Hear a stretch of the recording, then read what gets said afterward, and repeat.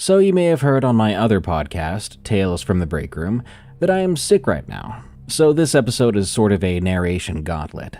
Let me see how many stories I can narrate this week before I feel like I want to die.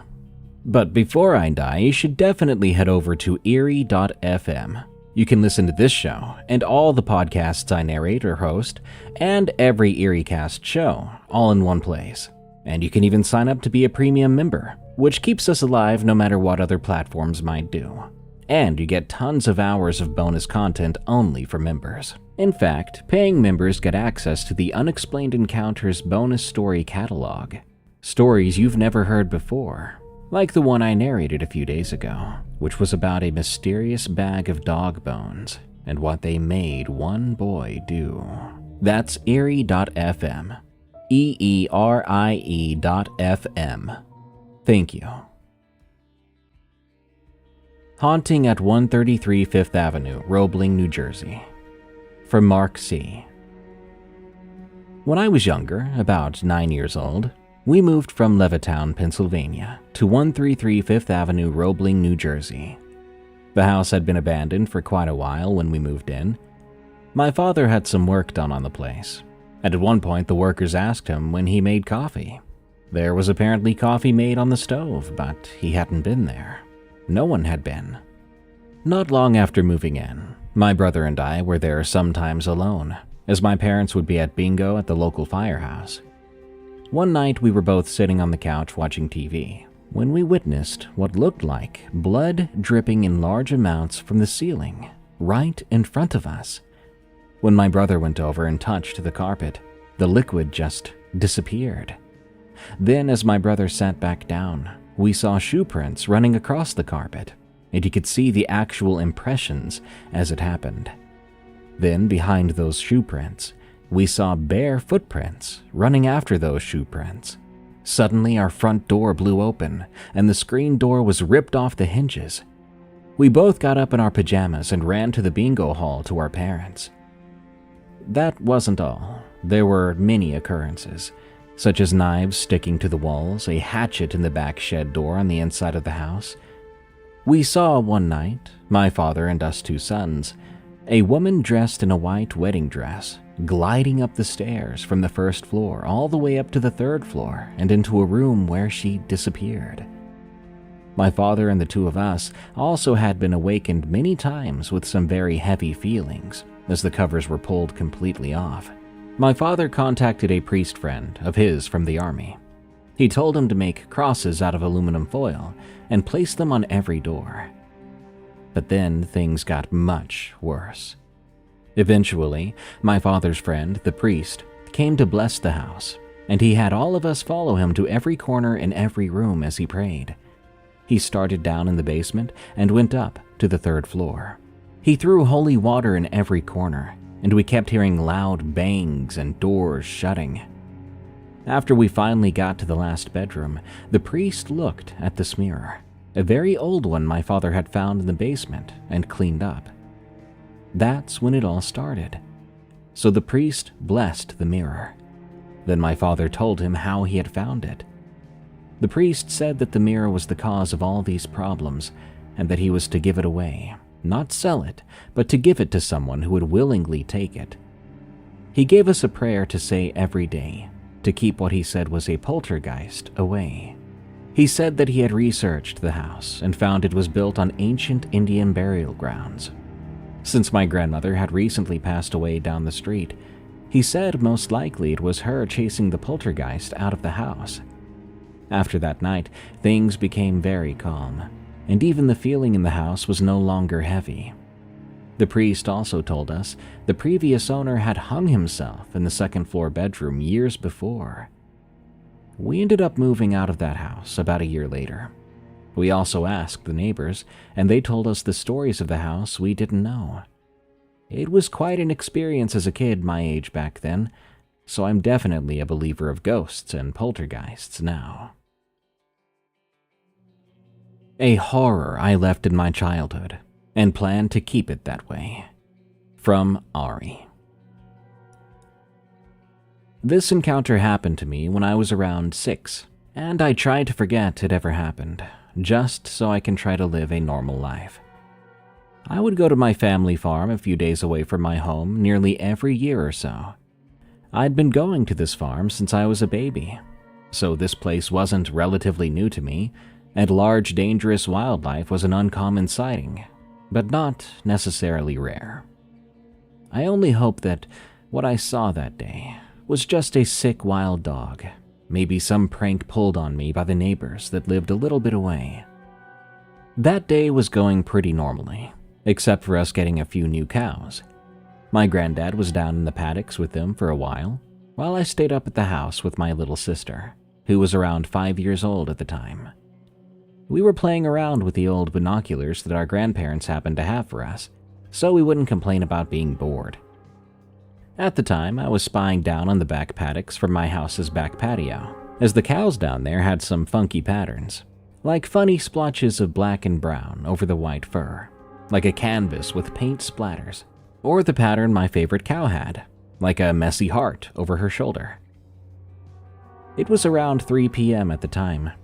The shadows were already looming across the closer paddocks, and my granddad had started making his way back to the house, his jeans moving over his shaky legs that had been worn down by time, with his checkered black and red polo shirt that seemed to never age. I didn't pay it much mind as I continued to observe the cows. After a few minutes, the cattle started to go crazy, running around and stomping around with erratic movements. I slowly followed their eyes, and I saw this large dog-like creature with what looked like patchy black fur and deathly gray skin, which made it look like it came straight from the movie series Resident Evil or the movie I Am Legend due to its almost dead look. I watched it run against the fence line of the paddock near the cows with unnerving speed. It scared me out of my off-branded denim dress, as I had never seen a creature of that size or description around here. Luckily, it was on the side with the forest, and electric wires lined both sides of the fence, but I never actually got to get a clear look at what it was. The way it ran sent a shiver down my spine. I never told my parents or granddad either, as I didn't want to be seen as attention-seeking or a liar. I would continue to see it roam around that paddock for a few days, always running across the fence line, almost like it had a schedule it couldn't break. But it never stayed still long enough for me to actually see it. After a while, we ended up selling the house and moving away. I never got to identify the creature, but its unmatched speed and horror film-like run continues to haunt me. To this day, I try to stay away from my old family farm, and if I have to go near it, I'll take a detour. It knew my name. From Anonymous.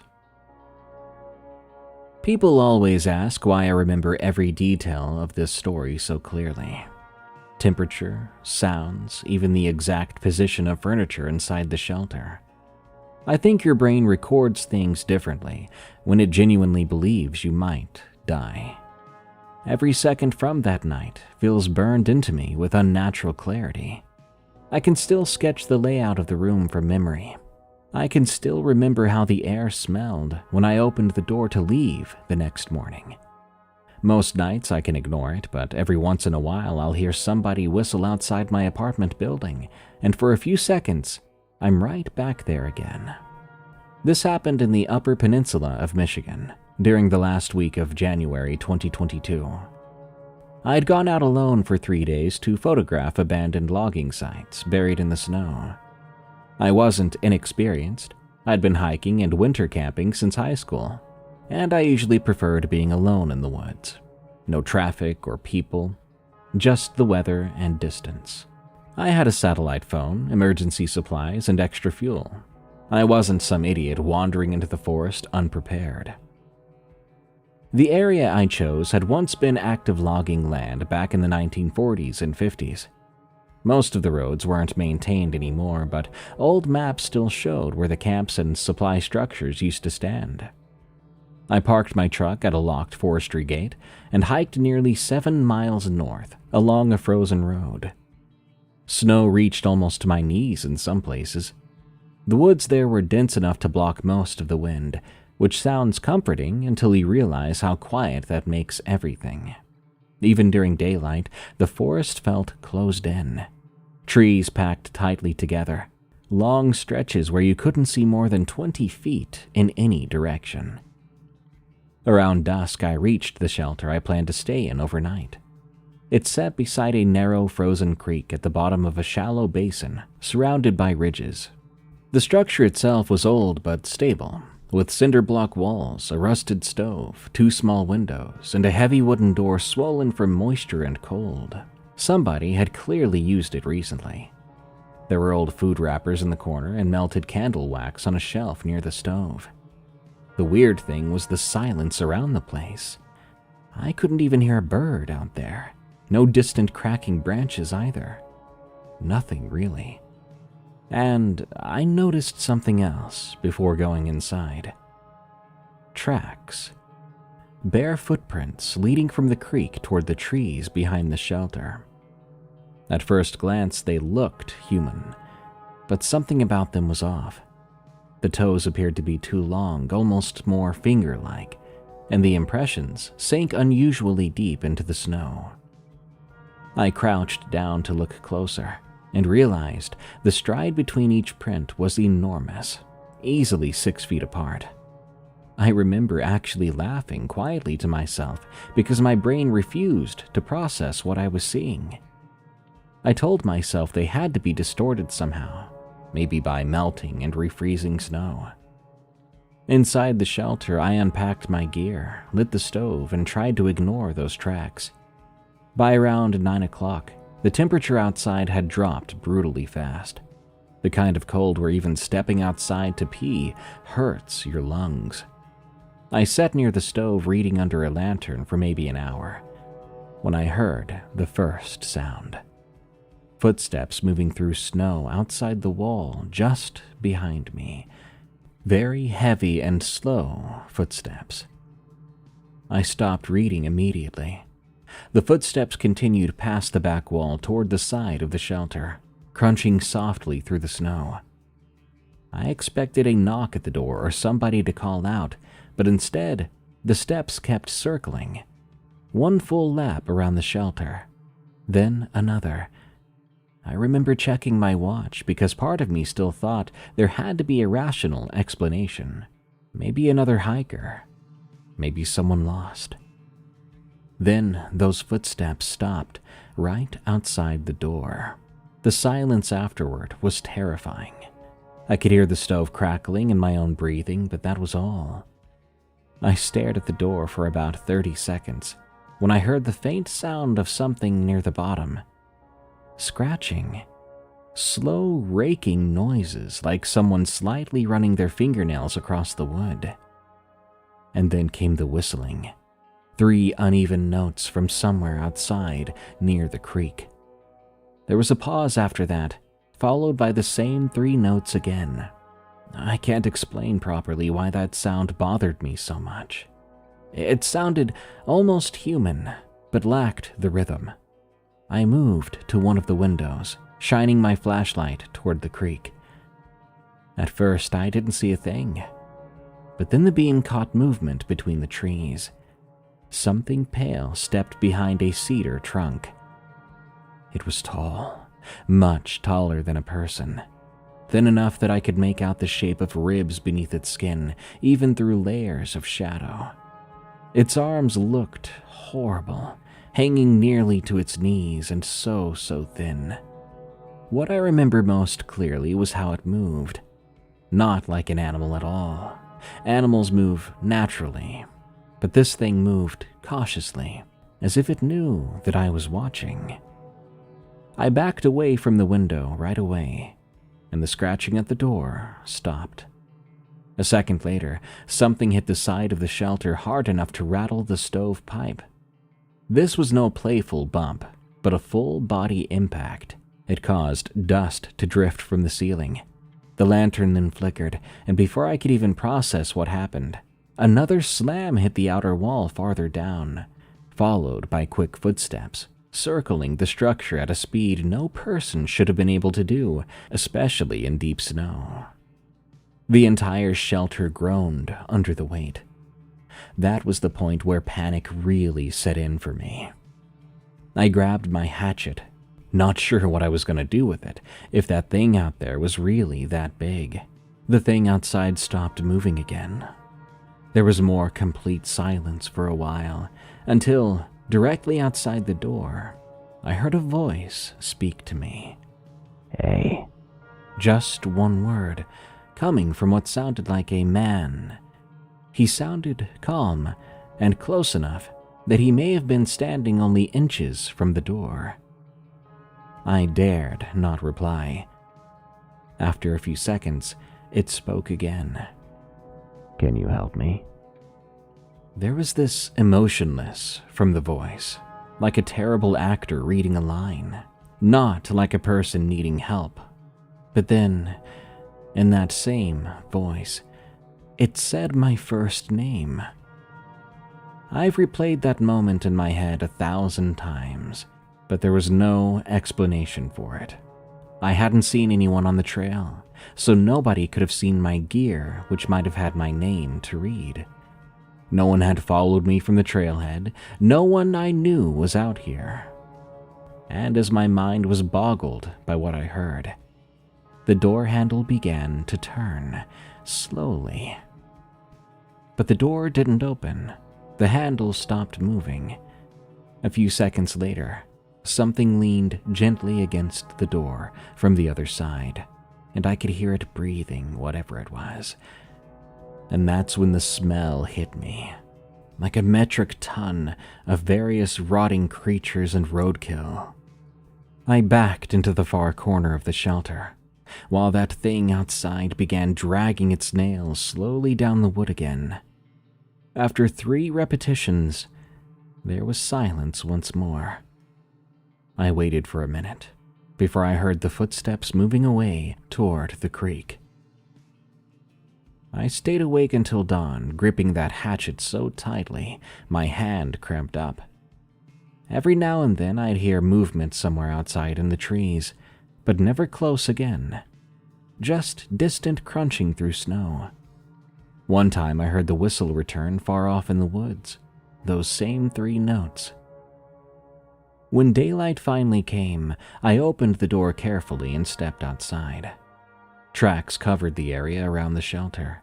Deep, barefoot impressions circled the building dozens of times. Some passed directly beneath the windows.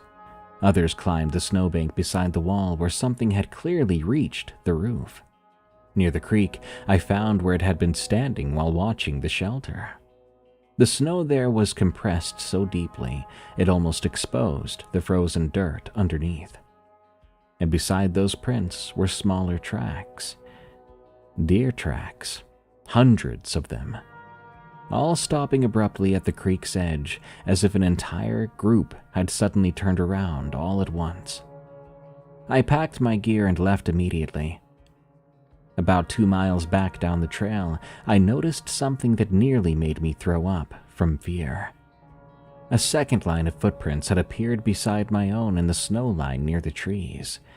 Bare footprints that were fresh. They moved parallel to my footprints for half a mile, and they appeared to have stopped every moment that I had stopped too. I finally made it to my truck just after noon. I remember locking the doors instantly after getting inside, even though I knew how irrational that might be. I was shaking like a leaf anyway. Before pulling away, I got the overwhelming feeling that whatever followed me out of those woods was watching right now. If you're ever alone somewhere remote and the forest suddenly goes quiet, do not ignore it. Don't try to prove to yourself that you're brave. There are places where your instincts notice things long before your mind does. If you ever hear someone outside at night calling your name from beyond the trees, yet so close to the door at the same time, do not answer.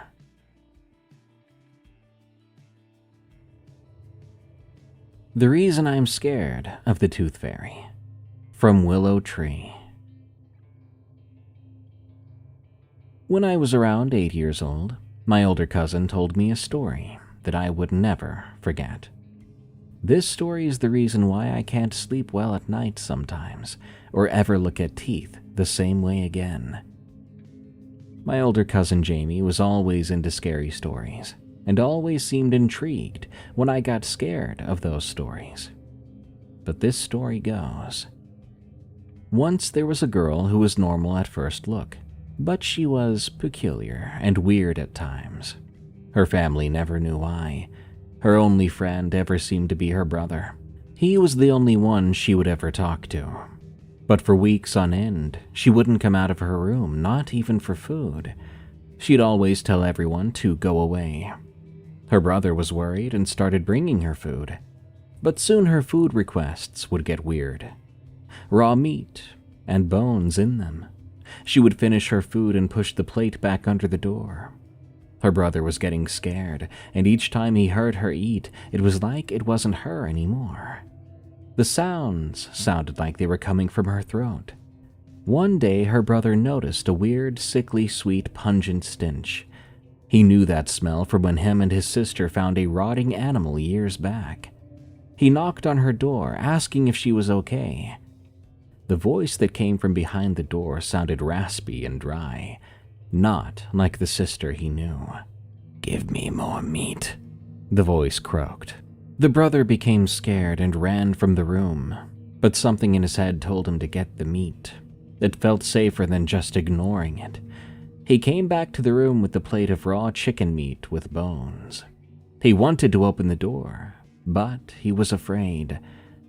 Then he pushed the nerves aside and opened the door. What he saw inside was a sight he would remember for the rest of his life. His sister sat in the corner. It looked like she was taller, as if her bones had grown. The skin on her body stretched on the bones. Her ribcage was almost like it wasn't even on her body anymore. The hair on her head had fallen out in clumps, only patches remained. Her head rotated around, her body unmoving, just her head, like her neck had been broken long ago. Her face was the worst part. Her teeth were gone, eyes bloodshot. Where her teeth used to be were bone fragments, shoved into the gums. Her mouth was covered in dry and fresh blood, and her face was so slim you could basically see her skull. He saw something protruding from her back, but looking at her made him sick. He threw the plate and shut the door and ran to his parents and told them what he saw. They went up, knocking on her door. The voice that came out sounded like his sister, completely normal. She told them everything was fine. His parents told him he'd been watching too many scary movies, but he knew what he saw. He knew that wasn't his sister anymore. He went to bed early, trying not to think about what had just happened, but he woke up in the night. Something was dripping on his face. He wiped at it, and the liquid that was on his hand after was red and sticky. He looked up. He saw the thing that used to be his sister, now on the ceiling, like she was floating. He finally knew what the liquid on his face was. Blood. Her blood. She jumped down from the ceiling. He wanted to scream, to get away, but his body would not react. He suddenly saw something weird around her neck. A necklace made of teeth. She opened his mouth, pulling out his teeth one by one, and he couldn't move, even if he wanted to. When she was finally done plucking out his teeth, she said, "Thank you for the teeth," in a voice that was not hers. The same voice he had heard behind that door earlier. He passed out, and the next morning she was gone. The room empty, door open. But now, there was a pile of teeth that did not seem to be hers, smelling of rotting meat and adorning the walls. The boy had to get fake teeth, but he feared for the rest of his life that she might come back one night. My dad's experience with a Ouija board. From Mr. Steiner. I'd like to share a story that happened to my father. For a bit of background, I've always been into the strange and unexplained, from aliens and cryptids, horror and true crime, to parallel universes and time travel. You name it. My dad, on the other hand, is the complete opposite. He does not believe in anything he can't see with his own eyes. That's part of why this story has always stuck with me. He's not the kind of person to make something like this up, especially not a story like this. My father was born in 1955 in Brazil, of German descent. This incident took place sometime in the early 1970s in Sao Paulo, though he doesn't remember the exact year. He wasn't into drugs, at least that's what he says, and I do believe that part. But according to my aunt, he was a bit of a party guy in the younger days. He was always going out with friends. This story, though, takes place at a friend's house.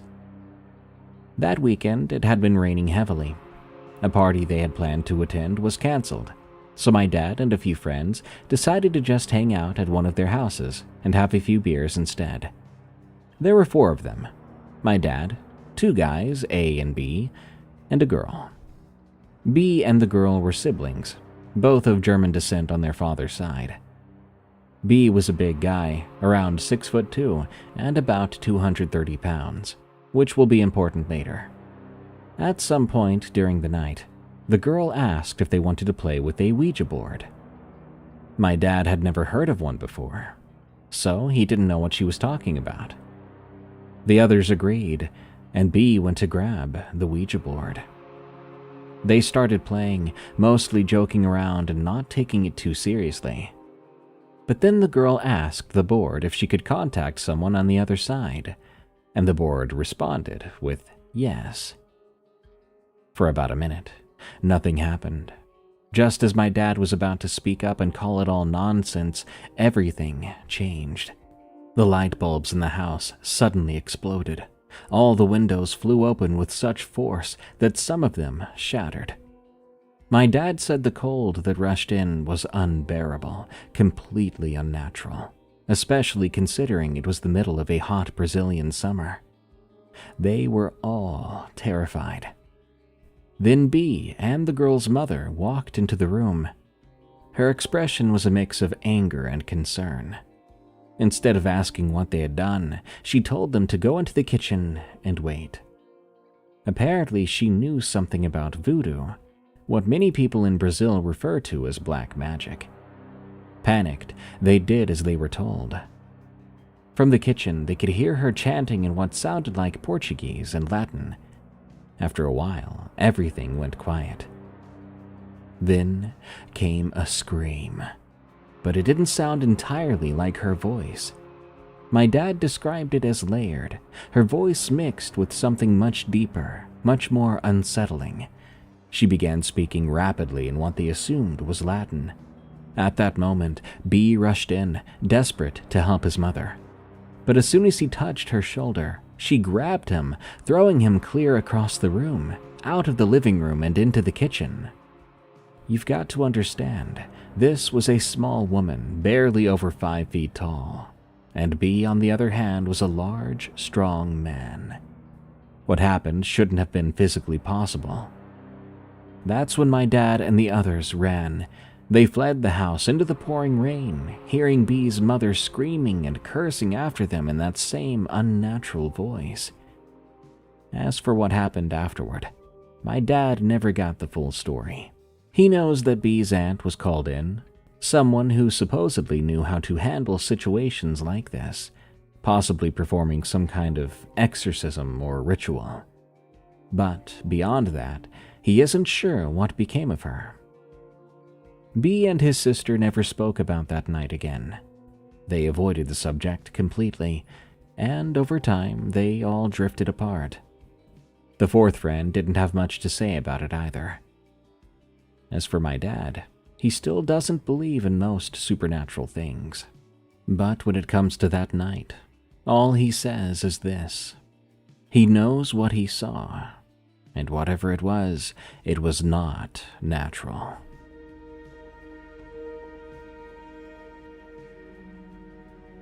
The Dog Man That Mauled My Dog.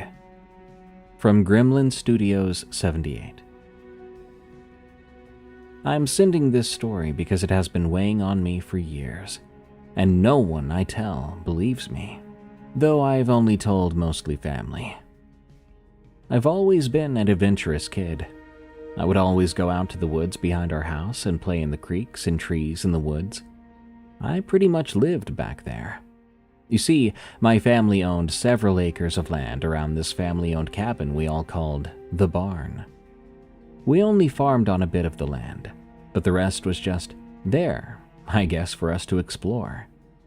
By the time I was 11, I knew those woods like the back of my hand, and I'd already gone on several hunting and camping trips with my dad. I'd spent several nights in the woods on my own. I had a passion for animals and wildlife, but I also really enjoyed the unknown and the paranormal, although the cryptid side of the paranormal intrigued me the most. The only cryptids I knew about and obsessed over were Bigfoot and Mothman, which weren't really sighted in my area, although there was a family story about a Bigfoot sighting near the barn when my papa was a kid, though there hasn't been other sightings since that encounter. Anyway, we had a dog named Goose. He was a large German Shepherd mix that could be mistaken for a wolf if you saw him in dark light. Me and him were inseparable. We would go hunting, fishing, and camping together, which was great because we have bears in the area, and Goose could scare them off. He had done that before. When I was 16 years old, my cousins were going on a hunting trip, and I was invited to go, now that I was of age. Me and my cousins met at the barn with our camping and hunting gear. I brought Goose along, and my cousin brought his red-bone coonhound, Banjo.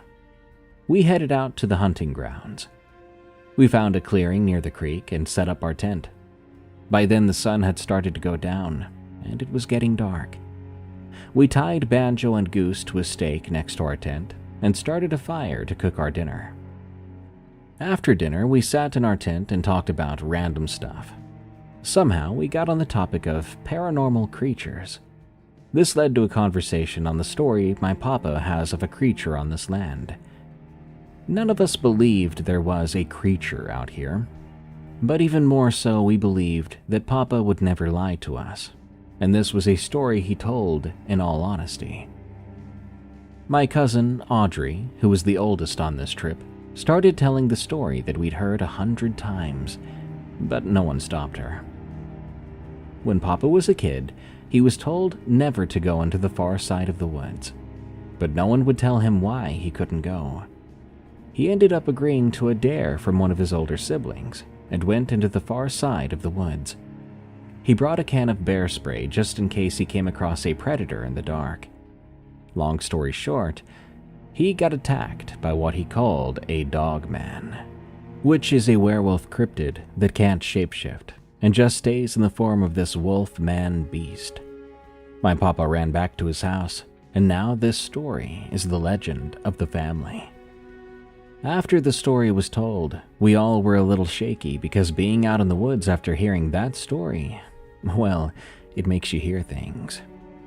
We ended up telling bad jokes for another hour to clear the mood, then finally went to bed around 10. At midnight, I awoke to this weird feeling in my chest, like I was being watched. I sat up and looked around the tent at my sleeping cousins, and I looked out the flap and out the mesh window into the surrounding darkness. I couldn't see anything, but I still had the feeling that something was out there, watching. I heard Goose and Banjo shift on the other side of the tent, and Goose started quietly growling. I opened up the flap, telling Goose through the mesh that there was nothing. He and Banjo sat closer to the tent than before. In the morning, we all awoke to dew on the tent, birds chirping in the clearing. I crawled out and stretched, breathing in that cool Colorado air. Luke crawled out of the tent after me, and together we untied Goose and Banjo and took them for a walk. "Yo, last night I felt something, like we were being watched," I told Luke. Goose noticed it too. He was growling when I woke up. Luke was quiet, but then he looked at me and told me he had felt the same thing, and he'd also noticed that both dogs had reacted to something when he woke up. Yeah, around 3, it was still dark and I woke up to something. Felt like something was watching us. I heard the dogs growl, but I couldn't hear anything other than that. Except at one point I swear I heard the bushes rustling. But I went back to sleep. I didn't hear or feel anything the rest of the night. We walked down the river, then back up to camp. When we got back, Kayla, Audrey, Sydney, and Seth were up and making breakfast, a mixture of eggs, bacon, and potatoes. We ate, then gathered our guns and hiked out to the ridge, where we would start our hunt. I sat in the bushes with my binoculars scouting the area. I could see scratch marks on trees from bucks rubbing velvet off their antlers. I spotted a herd of elk on the ridge across from us. The herd was made up of at least 7 cow elk and 3 bulls, one of which was a large 12-point bull in the front of the herd. The moment I saw that elk, I knew that would be my target. Luke and Seth saw some bighorn sheep on the opposite side of the ridge and started to head over to that area, bringing Banjo with them. Audrey and Kayla spotted some deer on the other side of the ridge Seth and Luke were hunting on. Me and Sydney went straight down to the ridge towards the elk herd, and Goose was trotting next to me. We set up an elk blind built from large branches and camo tarps we brought with us. I sat in the blind, rifle in hand, looking through the scope at the 12-point bull. That bull was about 200 yards away from the blind and standing in a position that gave me the perfect shot. I fired the rifle at the elk. It staggered and began to run, along with the rest of the herd, but we watched it drop about 10 yards from where I shot it. "Nice shot. Came down real quick," Sydney said, giving me a high five and starting to pack up the blind and heading to the elk. I let Goose run over to the downed elk as we packed up and headed his way. When we found the elk, Goose was growling again, but it was a small and scared growl, one I had never heard from him before. I stopped, and so did Sydney. The hair on the back of my neck began to stand up, and a knot in my stomach formed. The same feeling I got when our house got broken into a year ago. Me and Sydney stood there in silence, rifles up, pointing into the woods.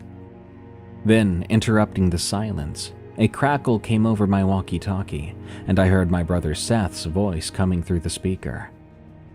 "Chloe, we headed back to camp and we're packing up. Banjo has been freaking out, and Audrey and Kayla have some weird feelings or whatever. We don't think we should stay here any longer."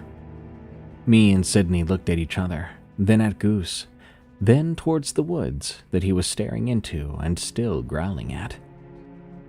"We'll start heading back," I responded to Seth through the walkie, and he said copy that.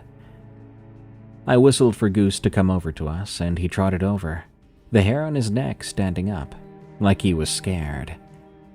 "We have to go. Looks like we gotta leave the elk, I guess," I said, disappointed, walking back through the woods to our camp. "Gonna try to come back for it later if I can." We'd only walked about 100 yards before the woods went quiet. Not the kind of quiet where there's a predator in the area, but eerily silent. It felt more like time had just frozen, and I smelled it before I saw it. A tangy, metallic rotting smell. I covered my nose and mouth with my bandana and tried not to cough. I couldn't attract anything to me and Sydney. Goose growled again, but then it turned into a whimper, like a scared little puppy he was. That's when I saw it. In the trees left of me, a tall, muscular shadow about 7 or 8 feet tall.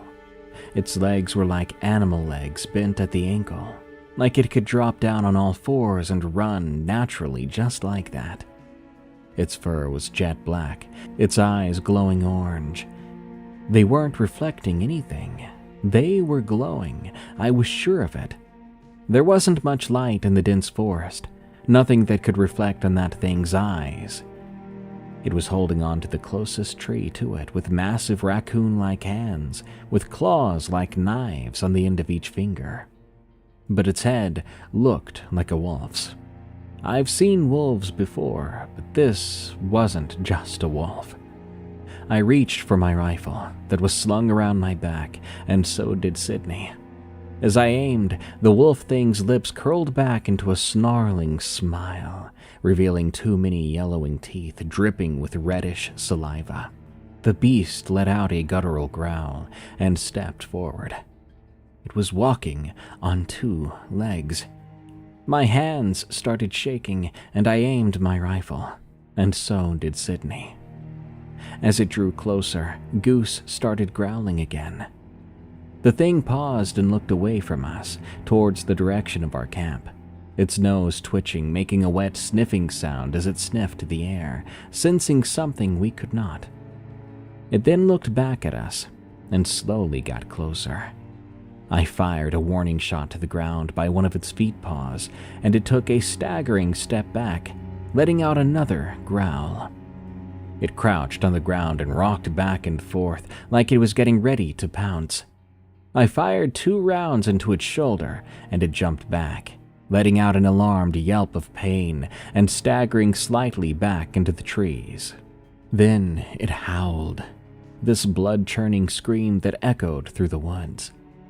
The thing launched forward again, snarling. Goose jumped in front of us, barking and baring his fangs, and I yelled, "Goose, no!" But he didn't listen. Goose and the beast squared off, both growling at each other. Sydney fired another clean shot at the creature, which yelped, but still fought with Goose. Goose was big and fast enough to dodge all the creature's blows. At the time, I wanted to run. I wanted to get out of there. But I could not bring myself to run away from my dog, my best friend. "Come on, Chloe, we have to go!" Sydney tugged on my arm, but I couldn't pull my eyes away from the fight. Then both of the animals stopped and turned around to face the same direction as the creature looked before. Banjo sprang from the bushes then. He released a type of growl I'd never heard before from him. He lunged at the beast and clamped his jaws on the dogman's neck, and it yowled.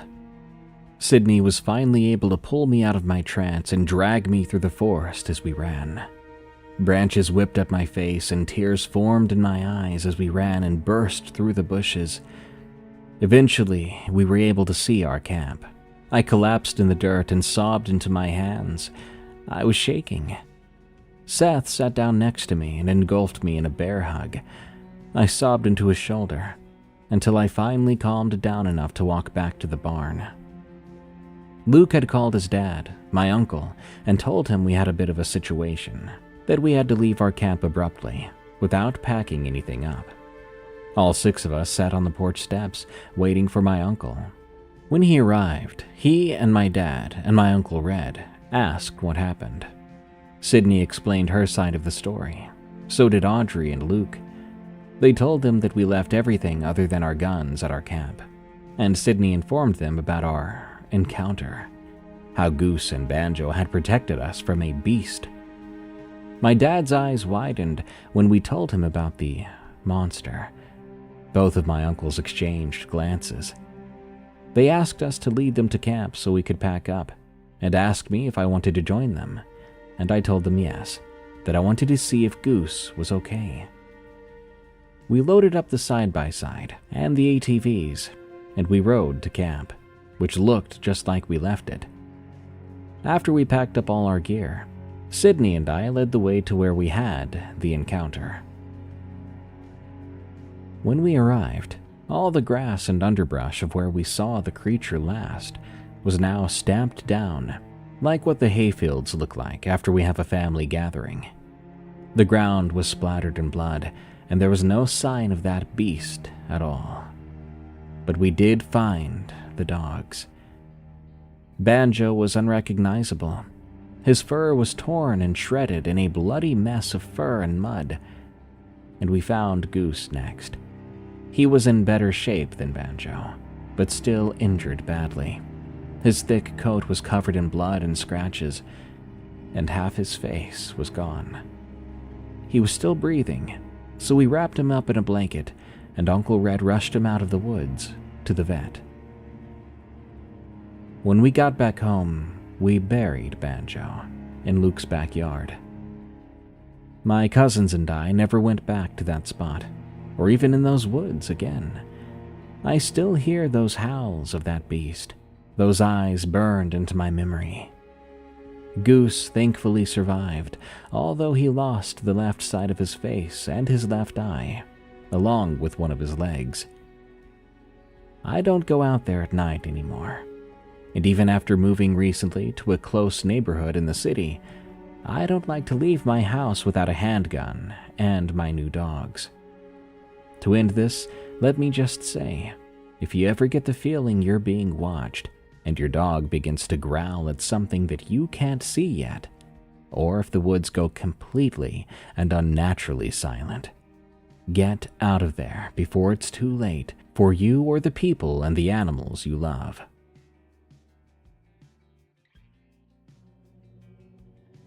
The light that brought a feeling with it. From Why Time. I used to live in a small town in Tennessee. Around 2024, when I was about 13 or 14 years old, my family had just sold our home. Because of that, the 6 of us ended up moving into a small shed that had been converted into a house. It wasn't meant for that many people, so space was really tight. My siblings and I all slept together in the living room, while my parents took the only actual bedroom. It always felt a little off living there, not necessarily haunted or anything, just uncomfortable sometimes, like it was a little too quiet at night, especially with the fields stretching out behind the house. One night, I woke up randomly in the middle of the night, feeling really thirsty. I don't remember what time it was, but I know it was deep into the night. Everyone else in the house was still sleeping, and everything was completely silent. I lay there for a minute, listening, but there was nothing. No movement, no talking, not even any outside noises. Eventually I got up, and I walked into the kitchen to get some water. Our back door was a sliding glass door, and you could see straight out into the field behind our house. As I walked into the kitchen, I happened to glance outside, and I noticed a light. At first, I didn't think it was anything crazy. My grandma lived in a camper next to the house, so I thought it was probably her. I thought maybe she couldn't sleep, so she was walking over to grab something. But the more I looked at it, the more it didn't make sense. The light wasn't coming from her camper. It was coming from farther out, from the cow field behind our house. I stopped and just stared at it for a moment. It was moving, for sure, slowly but steadily coming closer. But it didn't look like a flashlight, and it did not move like someone walking. There was no beam or swinging motion, just a steady glow, and the shape of it wasn't right either. It didn't really have a shape. It was just light, kind of shapeless, almost like a glowing presence instead of something physical. As it got closer, I started to feel something that I can't fully explain. At first it was subtle, but then it hit me all at once, a heavy feeling of loneliness and despair. It didn't feel like my own emotions either. It felt like something was being forced onto me, like the air around me had changed. It was overwhelming. I remember standing there, frozen, staring out the glass door at this thing getting closer. But I didn't run, and I didn't call out to anyone. I didn't move. Then it reached the fence, and it didn't stop. It passed right through, like it wasn't even there. That's when I knew something was seriously wrong. My heart was racing, but my body would not listen. I was stuck there, watching as it kept coming. It reached the back of the house, and then it went straight through the sliding glass door, entering our home. The feeling got even stronger as it passed by me. It was like being hit with a wave of pure emptiness. What made it even worse was that it didn't react to me at all. It didn't look at me. It didn't slow down. It was like I wasn't even there. It kept on moving, drifting past me into the living room, where my entire family was asleep. For a second, I remember thinking it might do something to them, but it didn't. And it kept going, never hesitating, never interacting with the thing. It kept going in a straight line. Then it reached the front of the house, and just like before, it passed straight through the front door and disappeared. The moment it was gone, that feeling disappeared too, just like that. I stood there for a long time after it left, trying to understand what I had just seen and what I'd felt. I didn't go back to sleep for some time. I kept thinking about how wrong it all was. I never told anyone about it. In my family, ghost stories and things like that were usually brushed off or ignored, and I didn't think anyone would take me seriously. But I know what I experienced. I've experienced other unexplained things that I might share in the future. So thank you for giving people a place to tell their stories. Well, we basically made it to a full episode, right? Maybe a few minutes short. Thank you all for sticking through this with my nasally sounding voice, I'm sure. This has been Unexplained Encounters, and I've been your host, Darkness Prevails. Send me your scary unexplained stories at darkstories.org, and support my show and unlock extra Unexplained Encounters stories over at eerie.fm. Till next time, everyone, stay safe out there and stay creepy, because this world is a strange one.